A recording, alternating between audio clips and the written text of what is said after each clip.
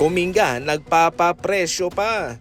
Gusto ng kampo ni Kuminga ng 25 million per season, samantalang ang Lakers ay mayroong outstanding na offer sa kanya na 20 million for 2 years. So bale kalahati din, 10 million sa isang taon at kakaltasan pa ng tax at agent fee, mababa na lang. So basically, ang malinis na payout ni Kuminga dyan ay nasa 7 to 8 million. Yan na lang kasi ang natirang budget ng Los Angeles Lakers dahil kanilang naunang napapirma si Sandro Mamukelashvili at si Quentin Grimes. Pero sana kung nauna si Kuminga, posible pa ang 20 million per season. Ganyan lang. So basically, ang budget na ito ay eto na lang yung natira sa Lakers. So yan po ang kanilang ino-offer ngayon kay Kuminga. Ang rason naman ng kampo ni Kuminga, yan ang kanilang gustong makuha dahil mataas ang potensyal ng kanilang kliyente at marami pa itong nagagawa. Sa ngayon, malaking paisipan to para kay Kuminga kung ano ang kanyang pipiliin dito.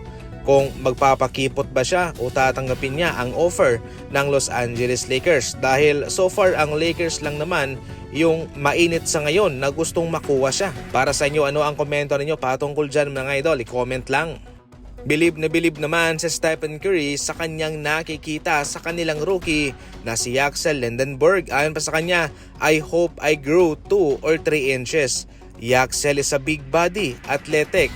I'm very excited to see how he fits. Nakikita ni Stephen Curry ang ginagawa ngayon ng kanilang rookie. And so far sa California Classic, sa Summer League at sa Las Vegas, so far so good ang kanyang mga nakikita.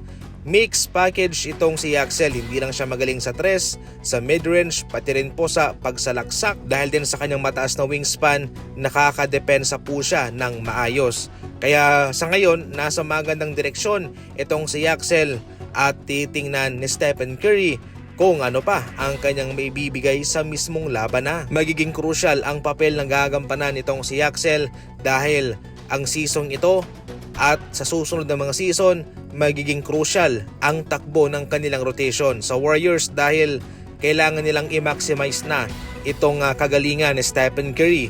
Kaya siguradong nakakatanggap din po ng mabigat at importanteng trabaho itong si Axel sa Golden State.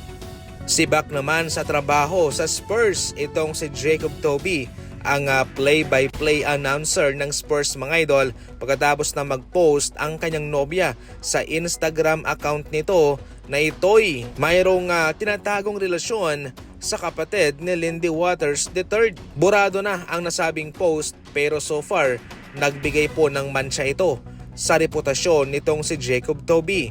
Maganda na sana ang kanyang trabaho sa Spurs bilang announcer. So far maganda at desente ang kitaan dyan.